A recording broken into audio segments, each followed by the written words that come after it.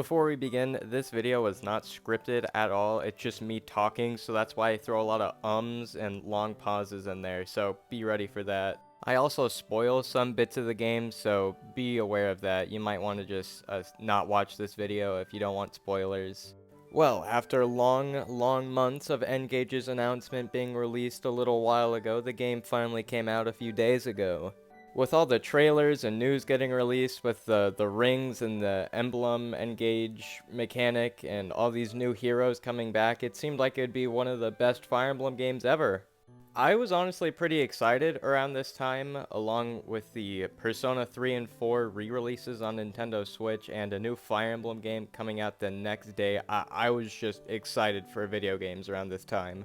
And since I had wanted a physical copy of Engage, I had to wait all day to get my copy. I drove immediately to GameStop after school, and funnily enough, I even got this female Corrin amiibo for $15, which really surprised me. But yeah, got my copy, got a couple chapters in the first day. I got to like chapter 2 or 3 or something. I really didn't play that much the first day it came out.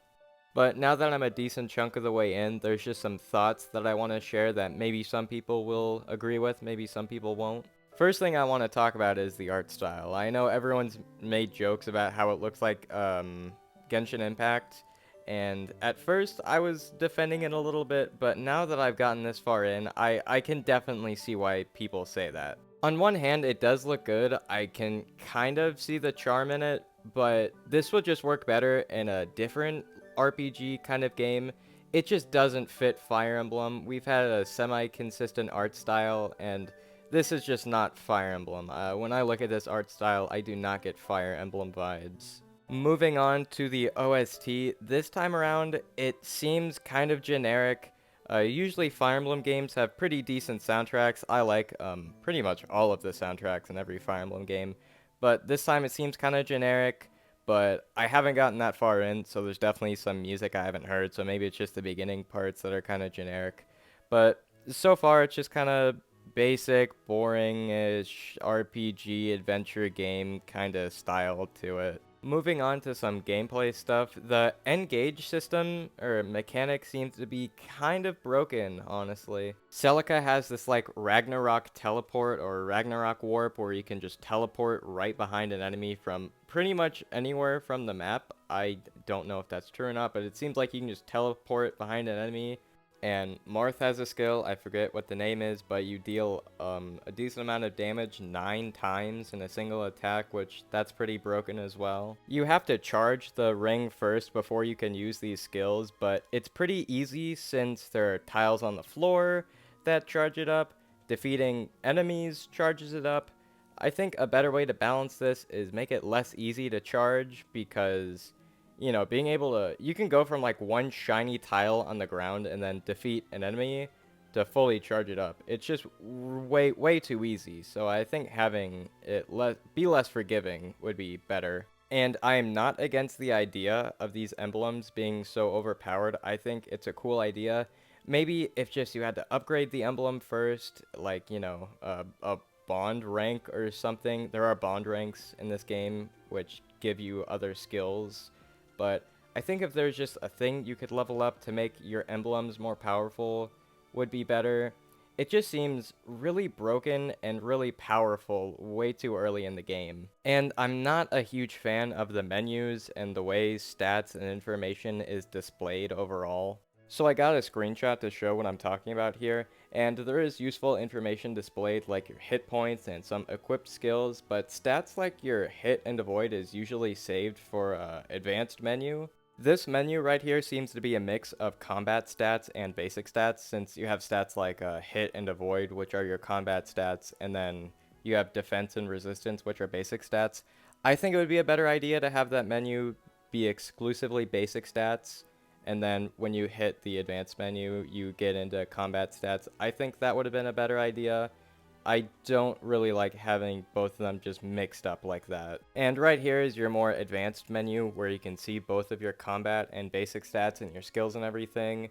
This is a good menu to check, but like I said before, I think just having the initial menu at the bottom of the screen when you're in battle be your basic stats That's what usually happens in like the 3DS and older Fire Emblem games. I think just having your basic stats displayed would have been a better idea. And this is random, but it's kind of weird how they have your bond and support and ally information under this reference tab.